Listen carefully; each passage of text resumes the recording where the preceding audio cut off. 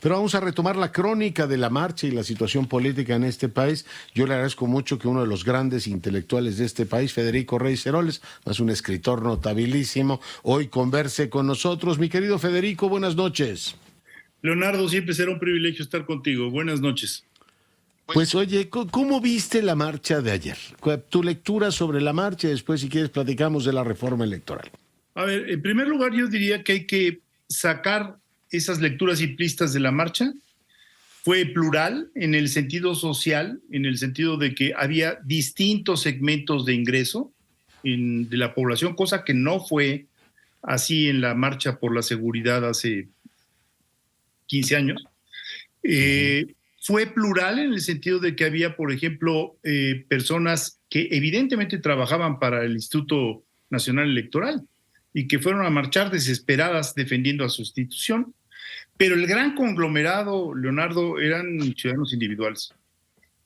Primer asunto. Segundo asunto, lo que se veía es una desesperación. Yo quiero recordar, Leonardo, que las marchas son un instrumento político relativamente reciente. O sea, Tilly las recupera y dice, bueno, pues más o menos nacieron en 1850.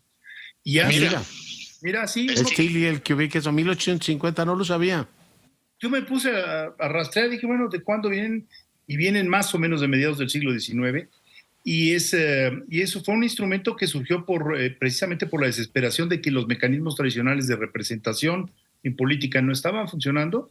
Las primeras marchas fueron fallidas, se fue aprendiendo la mecánica de la marcha, la convocatoria, la capacidad de convocatoria, la simplificación de la misma, que yo creo que lo hicieron muy bien los convocantes.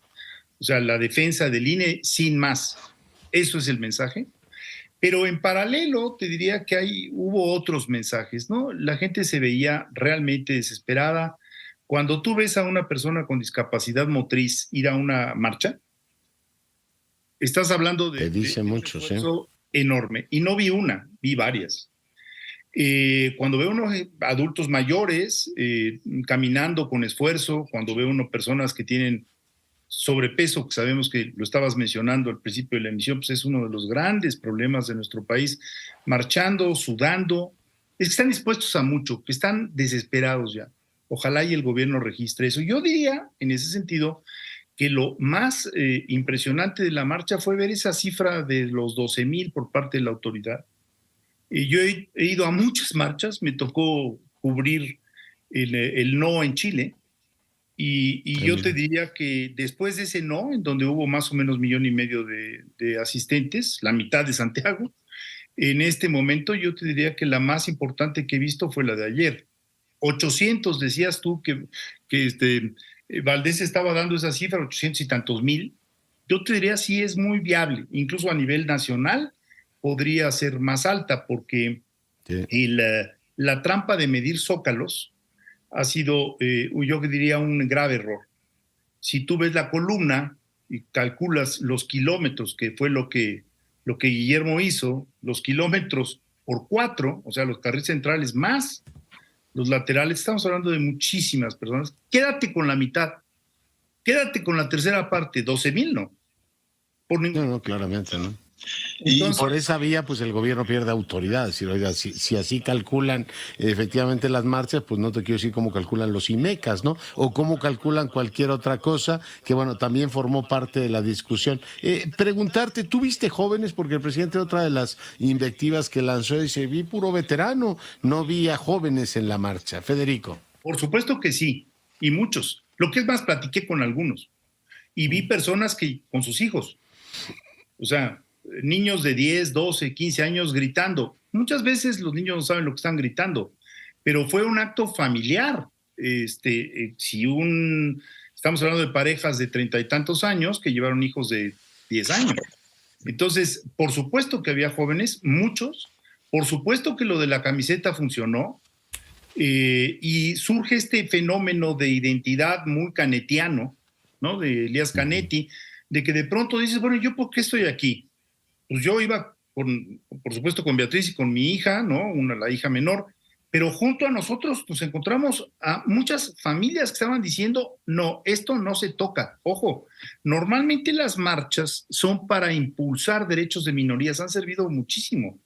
si ponemos en los temas de género, los temas de minorías sexuales, si ponemos los temas, digamos, de la diversidad sexual, si ponemos los temas de medio ambiente, han servido mucho porque no estaban en el lenguaje, no están en el lenguaje de los políticos y normalmente han sido exitosas. Exitosas, Leonardo, supone que del otro lado hay oídos, hay ojos y hay registro de los mensajes que se están mandando. Tú llegas a la marcha por agotamiento de las otras instancias. Y nosotros llevamos metidos en esta discusión, Leonardo, tú lo sabes mejor que nadie, llevamos metidos ya años, porque los ataques al INE comenzaron hace años. La iniciativa es muy reciente, pero los ataques al INE comenzaron hace mucho. Las críticas a los sueldos, las críticas a los consejeros, en fin, los ataques personalizados, lleva ya mucho tiempo. De tal manera que lo que vimos ayer también fue un acto de desesperación. ¿Me preocupa qué? ¿Qué me preocupa? Me preocupa que después de una marcha normalmente hay reacciones por parte de los gobernantes. Estaba yo revisando, incluso Macron, que han tenido en los últimos años muchísimas manifestaciones. Y en inglés, la palabra, y perdón por el anglicismo, pues es demonstration, o sea, demostración. No es manifestación, es demostración. Es una demostración de fuerza en donde estás dispuesto a utilizar tu cuerpo. Normalmente hay una reacción rápida de lectura y de corrección del mensaje que estás recibiendo, o sea, de lo que tú estás enviando y de lo que te están diciendo del otro lado. Y por la actitud del presidente hoy en la mañana, por desgracia, tengo la impresión de que esa no va a ser la reacción de nuestro gobierno. ¿Qué esperaría yo? Bueno, pues hombre, sentarse a discutir, postergar la reforma. O sea, hay puntos de la reforma que podrían ser válidos, pero lo que se vio ayer es no lo toquen porque así nos ha servido, porque así ha funcionado, porque hemos visto alternancias en un sentido y el otro. Y la voz de de José Woldenberg, Pepe lo hizo muy bien, no hay ningún ataque personal, es un patrimonio común, lo dijo con toda claridad, nos ha llevado mucho tiempo construirlo, no lo toquen. Esa es mi impresión y creo que, por desgracia, insisto, hay una enorme distancia entre lo que está viendo el gobierno mexicano de conspiraciones, racismo, no sé qué tantas cosas, descalificativos a los ciudadanos que estuvimos ahí, que no tienen nada que ver con la marcha, Leonardo, nada. Ya. Oye, no, efectivamente, a mí me dijo hace muchos años, alguna vez lo comenté contigo, Villarraigosa, el que fue alcalde de Los Ángeles, político, demócrata, esto. A los populistas lo que no quieren es que les tomen la calle, porque ellos están acostumbrados efectivamente a tomar la calle y que ahora esto ocurra y que además no se rompió un solo vidrio. El presidente habla mucho de eso, ¿no? Dice, la toma de reforma no se rompió un solo vidrio. Pues ayer no se rompió un solo vidrio. Me llamó la atención que dijera la peor expresión de toda la marcha para ponerla él mismo en la mañanera, diciendo, de todo esto, de todas estas voces, yo recojo la peor, la más deleznable y no todo lo demás se dijo. Pero hace unos días Federico dijo, los principios no se negocian.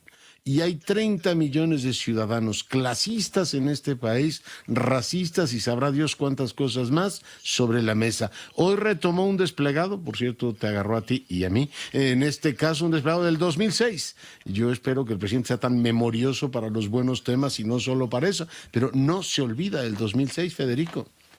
Lo de los principios me parece que es esencial aclararlo.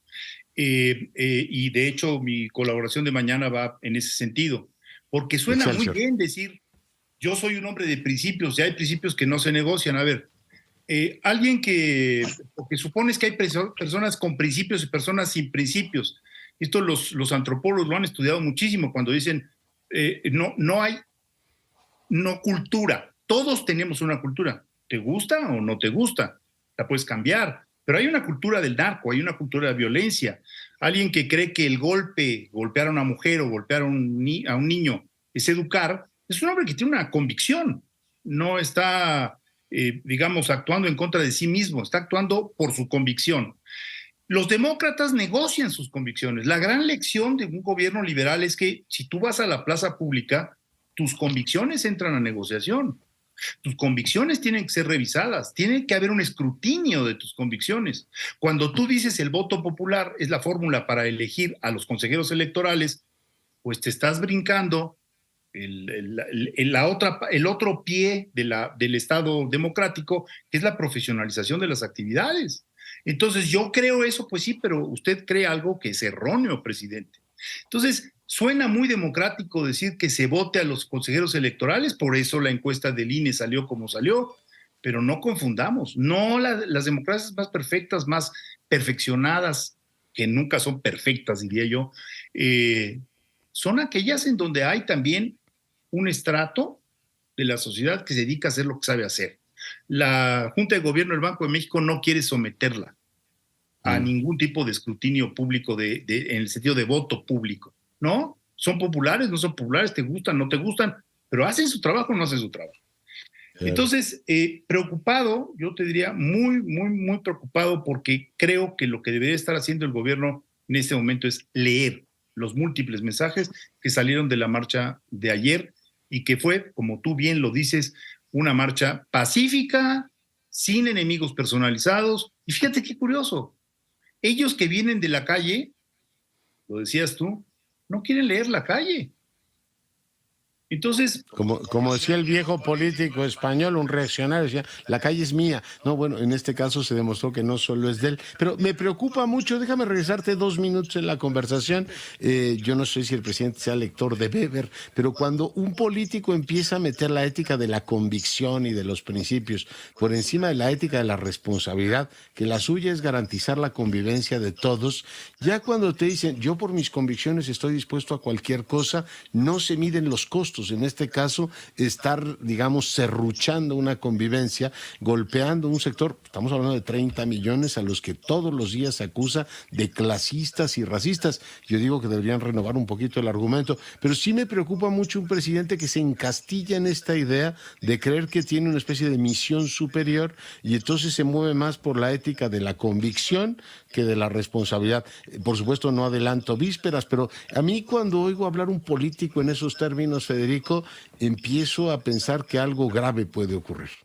Mira, el hecho de que tú creas que tu convicción es válida para todo el mundo es un problema serio. Los grandes tiranos han tenido convicciones erróneas, pero han tenido convicciones.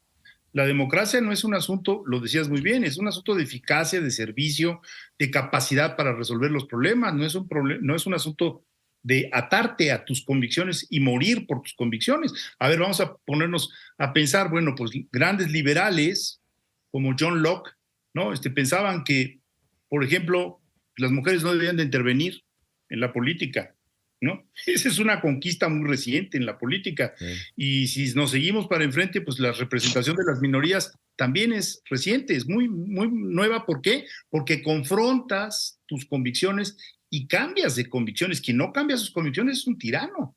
Esa es la verdad. Son los tiranos los que dicen voy a imponer mi convicción o mis convicciones a costa de lo que sea.